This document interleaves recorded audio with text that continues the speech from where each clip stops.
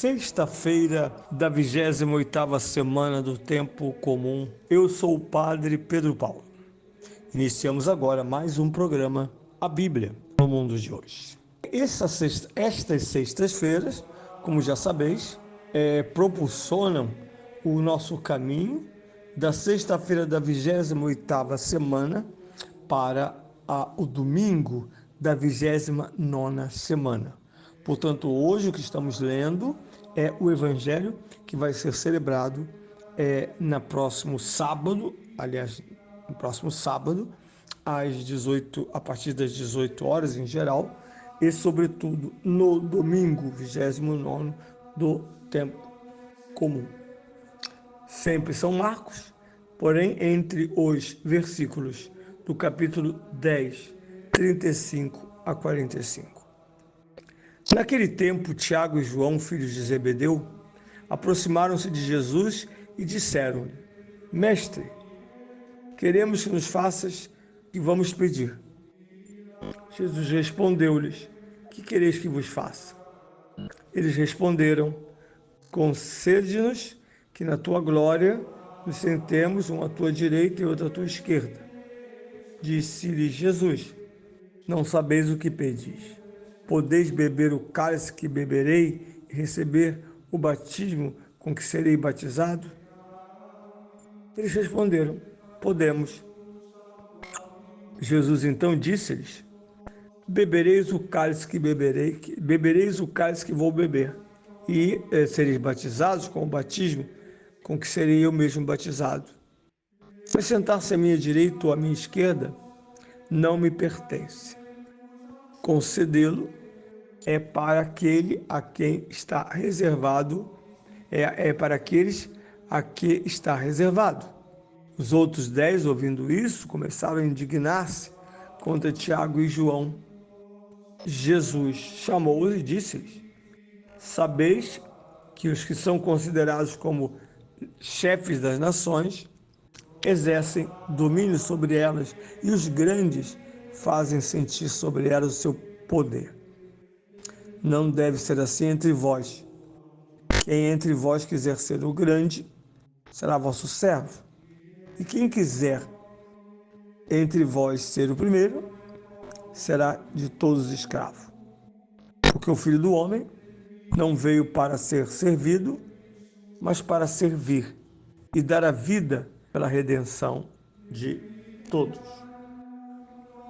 Bem, este Evangelho, capítulo 10, que aproxima-se da sua conclusão, nos traz hoje a grande cena, e uma cena delicada, problemática, mas uma grande cena, que é a entrada em campo dos dois irmãos pescadores.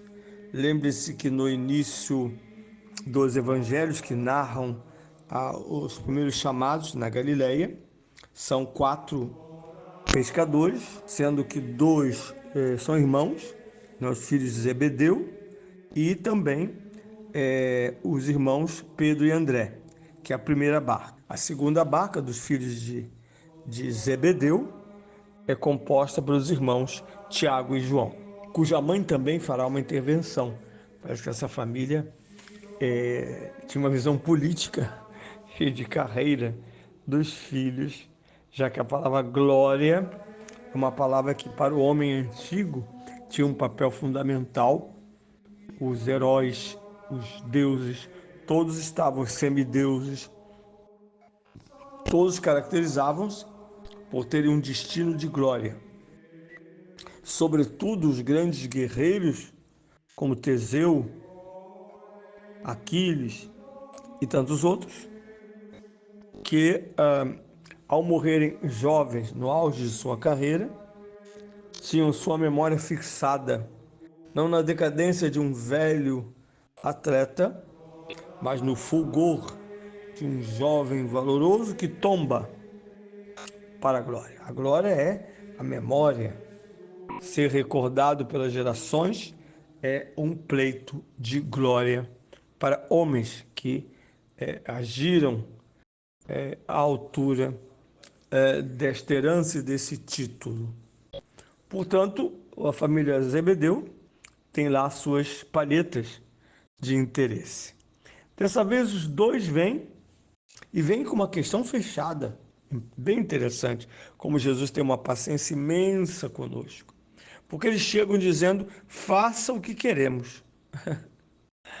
Jesus deve ter dado um sorriso, São Marcos não diz, e dito assim, com uma certa jocosidade, sim, que quereis que eu vos faça? E eles dizem, queremos ser o primeiro à esquerda, o primeiro à direita. Queremos estar no auge do teu poder e da tua glória. Jesus diz uma frase breve, mas peremptória, não sabeis o que pedistes. Não sabeis. Mas então, os interroga, e ali está a flor da arrogância jovem, pueril, como eles são pueris ainda. Porque Jesus retoma o tema da glória a partir de duas palavras, que é o cálice e o batismo. São os dois símbolos no espectro da glória, porque a glória do Messias, Jesus o Cristo, reside na cruz, na qual a glória pascal brilhará após a sua hedionda morte. Não a morte em si, mas o modo com que lhe foi aplicada a pena de morte, que é hedionda, a morte na cruz, porque ao contrário, este homem levou a morte e a cruz ao mais alto significado que não tinham antes da sua passagem por elas. Antes de Cristo, a cruz é só um horror. A cruz é tão horrenda e tão absurda que romanos naturais ou feitos cidadãos romanos não podem passar pela cruz em caso de pena capital. São Paulo não será crucificado, os judeus teriam adorado crucificá-lo, exatamente porque ele tinha cidadania. Tarso é uma cidade que recebeu a cidadania romana e gozava dos deveres e direitos romanos. Normalmente isso ocorria quando uma cidade antiga, colônia, colaborava numa guerra contra o Império Romano, ao lado do Império Romano. Depois da vitória nesta batalha, Roma então distribuía títulos nobiliários e concedia a todos os cidadãos daquela localidade o título de cidadãos romanos. Colocava-os acima de cidades simplesmente dominadas pelo Império Romano. Por isso, Paulo não irá para a cruz. Paulo não sofrerá a cruz. Por isso, será degolado. Também não será morto como judeu, porque ele agora é cristão. Então ele não aceita também ser apedrejado. E veja que o foi várias vezes, segundo um certo relato de São Lucas em Atos, seja nos relatos do próprio São Paulo em suas cartas, ele será apedrejado, parecerá morto, uma primeira vez no Egito, e depois tentativas de apedrejamento ocorrerão em cidades onde mulheres ricas judias incitam as autoridades a matar Paulo e qualquer um dos seus companheiros de vida apostólica. Mas não será pedra lapidá-lo, mas será, após 2 anos, a sentença de morte do imperador, tratando-se de um cristão, Nero não poupará ninguém, já que o cristianismo se tornou um hábil álibi para justificar as maldades, excrescências do louco e perverso imperador Nero. Então, nesse caso, o que temos?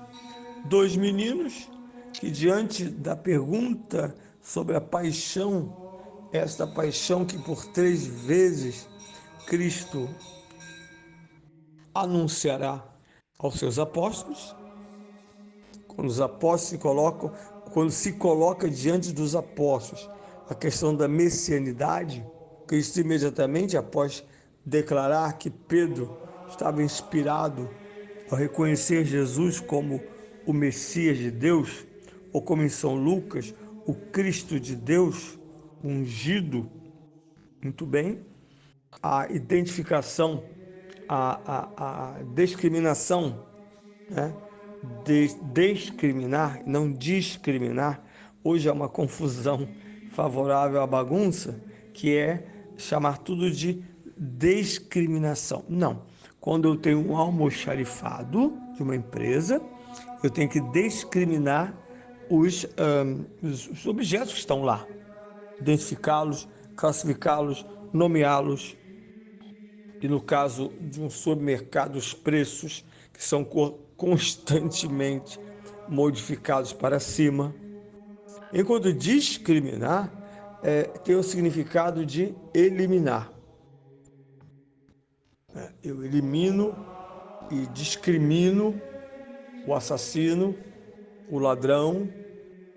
E quando essa discriminação ela vem sobre pessoas, nós então identificamos o racismo, identificamos os preconceitos, atitudes negativas que consideram algum aspecto como total, como por exemplo a etnia, a cor de uma etnia se torna motivo para a exclusão do bem-estar que esta etnia provoca e causa na sociedade, mas que não tem por discriminação acesso, e foram os nossos escravos no Brasil colônia, no Brasil monarquia e por fim no Brasil república, tendo lá na princesa Isabel o grande libelo da liberdade com a sua lei áurea, né?